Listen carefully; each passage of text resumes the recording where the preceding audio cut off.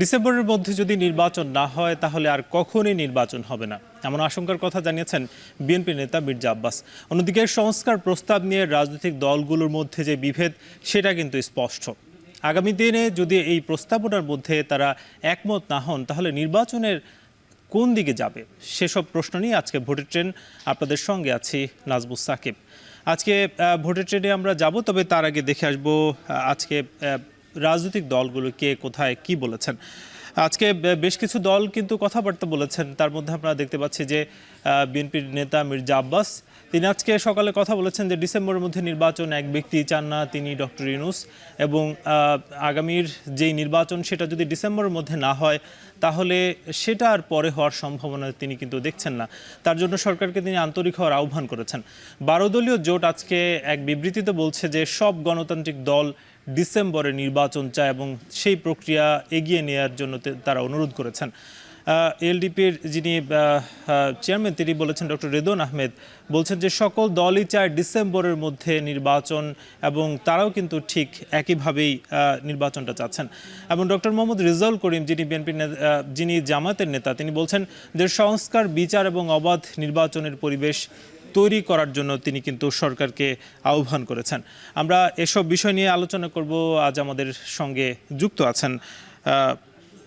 আছেন বাংলাদেশ লেবার পার্টির chairman doctor Mustafizur Rahman Iran. যুক্ত হব তার সঙ্গে। ইরান ভাই, আপনাকে স্বাগত ভোটের ট্রেনে।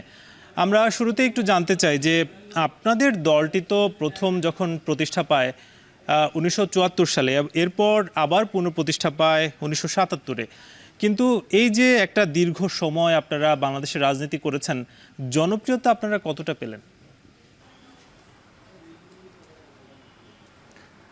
ধন্যবাদ আপনাকে। আমি এখন টিভির সমস্ত কলাকুশলী এবং যারা দর্শক মণ্ডলী সবাইকে বাংলাদেশ লেবার পার্টির পক্ষ থেকে জানাই সালাম, আসসালামু আলাইকুম রহমতুল্লাহ। বাংলাদেশ লেবার পার্টি 1974 সালে প্রতিষ্ঠিত একটি রাজনৈতিক দল। এই দলটি জন্মের পরেই তার ভূমিকা এবং রাষ্ট্রীয় যে অবস্থান ছিল, আপনি জানেন শেখ মুজিবুর রহমান 1975 সালের 25শে জানুয়ারি বাকশাল করেছিলেন এবং বাকশালের যে কয়টি রাজনৈতিক দলকে নিষিদ্ধ করা হয়েছিল তার মধ্যে বাংলাদেশ লেবার পার্টি অন্যতম ছিল। আমরা দেশ, জাতি এবং জনগণের কল্যাণে এদেশের শ্রমজীবী মেহনতি মানুষের পাশে তাদের অধিকার প্রতিষ্ঠার জন্য আমরা সবসময় সোচ্চার ছিলাম, এখনও আছি। আমরা বিগত 17টি বছর আমি দায়িত্ব পালন সময়ে আমরা ফ্যাসিবাদের বিরুদ্ধে লড়াই সংগ্রামে সম্মুখ সারিতেই আমরা অবস্থান করেছি। আপনি জানেন যে বিগত 5 তারিখে যেই ছাত্র গণ অভ্যুত্থান হয়েছে, এই আন্দোলনেও আমাদের লেবার পার্টির বিভিন্ন জায়গাতে আমাদের নেতাকর্মীরা অবস্থান নিয়েছে, ভূমিকা রেখেছে। আমি আমার নেতাকর্মীদের নিয়ে আমিও বিভিন্ন জায়গাতে প্রত্যক্ষভাবে আন্দোলনে অংশ নিয়েছি। আমাদের লেবার পার্টির মহানগর নেতা আউয়াল মিয়া এবং আমাদের ছাত্র সংগঠন বাংলাদেশ ছাত্র মিশনের সক্রিয় কর্মী নাইম হাওলাদার এই 5 তারিখের ছাত্র গণ অভ্যুত্থানে জীবন দিয়েছে।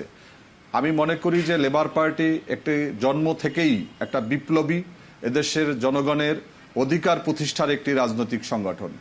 আপনি জানেন যে আমরা এই 2008 সালে নিবন্ধন প্রথা শুরু হওয়ার পরে আমরা কিন্তু নিবন্ধিত হওয়ার জন্য অনেক চেষ্টা করেছি।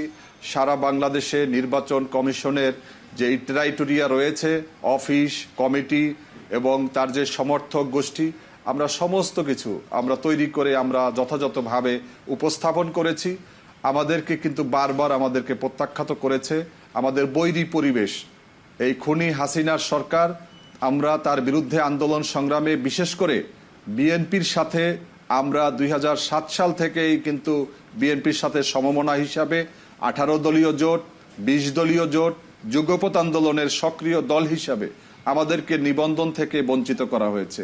সর্বশেষ আমরা 2022 সালের 1 নভেম্বর আমরা আবেদন করেছিলাম, সেই আবেদনটিও খারিজ করেছিল কুখ্যাত আউয়াল নির্বাচন কমিশন।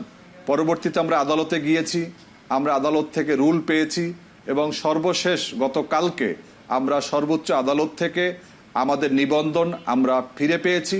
আমরা মনে করি যে বাংলাদেশ লেবার পার্টি এখন আর নির্বাচন কমিশনের নিবন্ধন পেতে কোনো বেগ পেতে হবে না।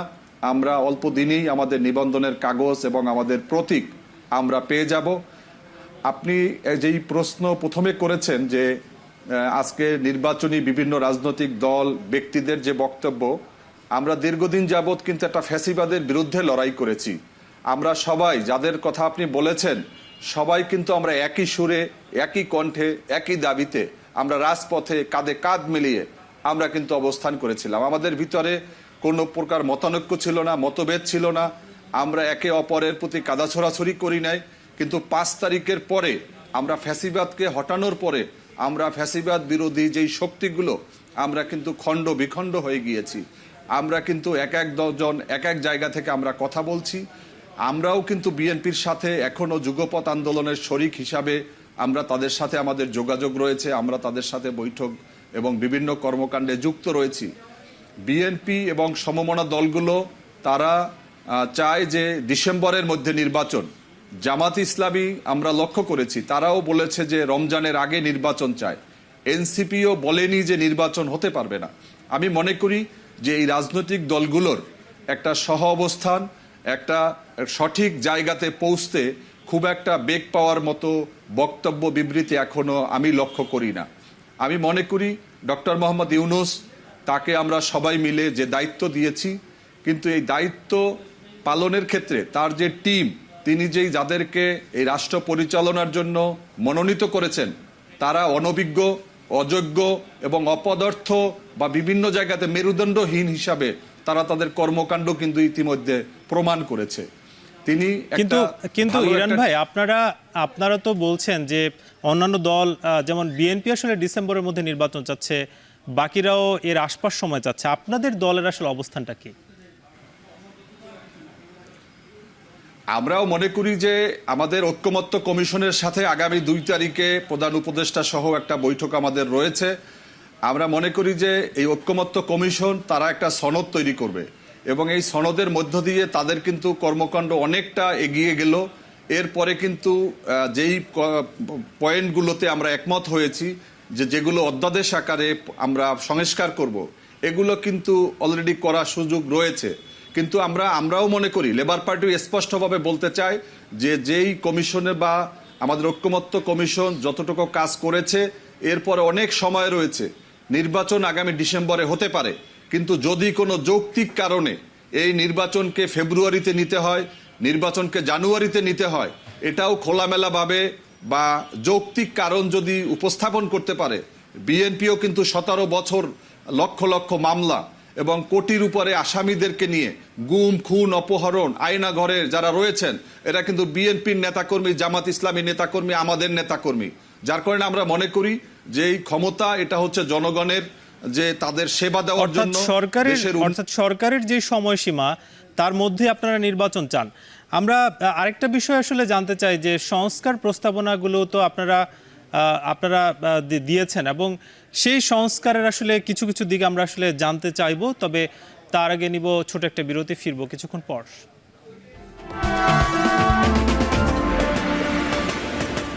আবারও স্বাগত, আপনারা দেখছেন ভোটের ট্রেন। আজ আমাদের সঙ্গে যুক্ত আছেন বাংলাদেশ লেবার পার্টির chairman doctor Mustafizur Rahman Iran. আমরা বিরতির আগে যে বিষয়টা কথা বলছিলাম যে সংস্কার প্রস্তাবনাগুলো অনেকগুলি আসছে, কিন্তু তার মধ্যে সবচেয়ে বেশি মতভেদ দেখা যাচ্ছে যে দলীয় প্রধানকে সংসদ এবং সরকার প্রধান হিসেবে অনেকেই আসলে চান, আবার কেউ কেউ চান না। আপনাদের অবস্থানটা কি?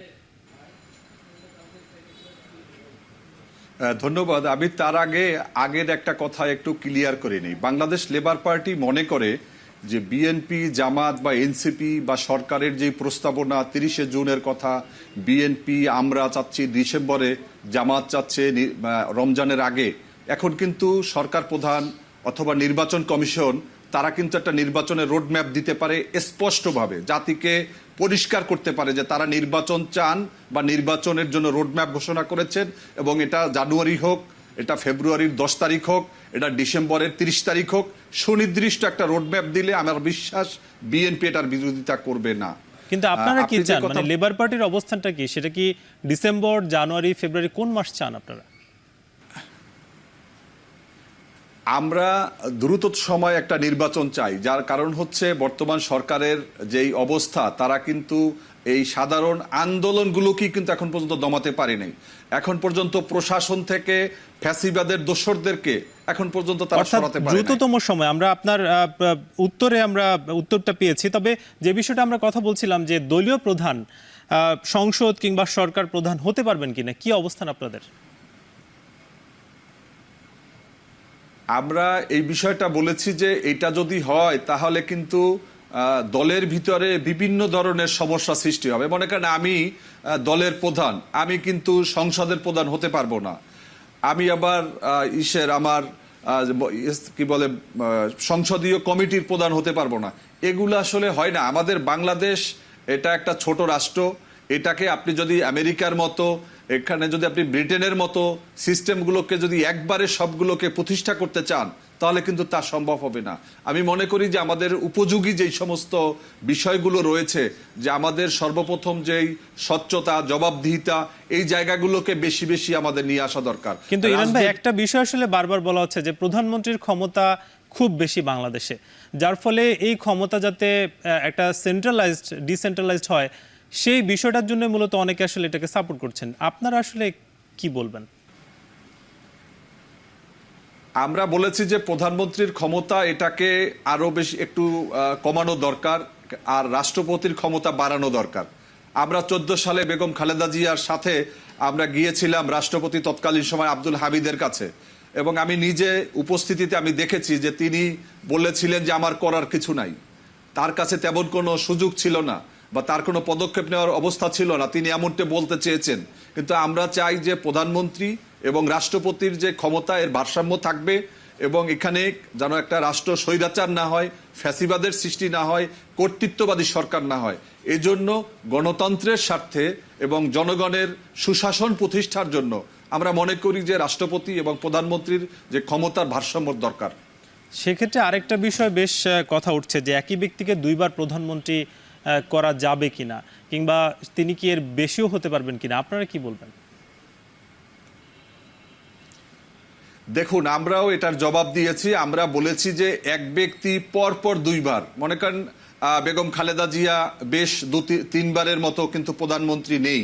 তিনি যদি চায় তিনি আবার প্রধানমন্ত্রী হতে পারবেন দুবার, তারপর আবার একবার গ্যাপ যাবে, তারপরে আবার তিনি দুবার হতে পারবেন। কিন্তু এক ব্যক্তি দুবারই জীবনে হবেন এটা আমরা মনে করি না। আমরা মনে করি যে গণতান্ত্রিক ব্যবস্থায় একটা পদ্ধতি থাকা দরকার, যেখানে জনগণ যখন যাকে চাইবেন তখন তিনি নির্বাচিত হতে পারবেন। এটা তো জনগণের ব্যাপার, এটা দলের ব্যাপার, এটা তো কাউকে আপনি চাপিয়ে দিলে হবে না। কিন্তু এখন আমাদের এখানে যেই সমস্যাটা হয়েছে, আমাদের এখানে খুনি হাসিনা তিনি গণতন্ত্রকে স্বৈরতান্ত্রিক কায়দায় ব্যবহার করেছেন। এখানে নির্বাচনের নামে নাটক করা হতো। শুধুমাত্র এখানে টোটাল রাষ্ট্রযন্ত্রটাকে তিনি তার ক্ষমতার তল্পি বাহক হিসাবে ব্যবহার করেছেন, যার কারণে আজকে এই সংস্কারের প্রশ্ন, কিন্তু সেই সংস্কার করতে গিয়ে আমাদের যেন এমন কোনো বড় কোনো বাধা সৃষ্টি না হয়। আপনারা দেখেছেন যে শুধুমাত্র একটা আইনের সংশোধনের কারণে আজকে সচিবালয় কিন্তু ফুঁসে উঠেছে। এটা যদি আমরা পারতাম, এই সরকার ক্ষমতায় নিয়েছে আজকে 10 মাস হয়েছে প্রায়, এই 10 মাসের আগে আমরা সর্বপ্রথম যদি সচিবালয় থেকে আমরা কিন্তু সচিবদেরকে, ফ্যাসিবাদের দোসরদেরকে আমরা তাড়াতে পারি না, যার কারণে এই যাদের বয়স 25 বছর হয়েছে তাদেরকে কিন্তু রাষ্ট্র চাইলে এমনি পেনশনে পাঠাতে পারে, স্বেচ্ছায় পেনশনে, কিন্তু রাষ্ট্র চাইলে তাদেরকে চাকরি থেকে তার অবসর দিতে পারে। কিন্তু সেজন্য নতুন করে একটা আইন করে এখন যেই অবস্থা সৃষ্টি করা হয়েছে, এরকম কিন্তু প্রত্যেকটা সেক্টর কিন্তু সৃষ্টি হবে। অর্থাৎ সরকারের তরফ থেকে যে সংস্কারগুলো আসলে রাজনৈতিক দলগুলো একমত হবে সেদিকেই যাওয়া উচিত বলে আপনি মনে করছেন। ইরান ভাই, আপনাকে অসংখ্য ধন্যবাদ ভোটের ট্রেনে আপনি যুক্ত হয়েছেন বলে। আমরা নিব ছোট একটা বিরতি, ফিরবো কিছুক্ষণ পর।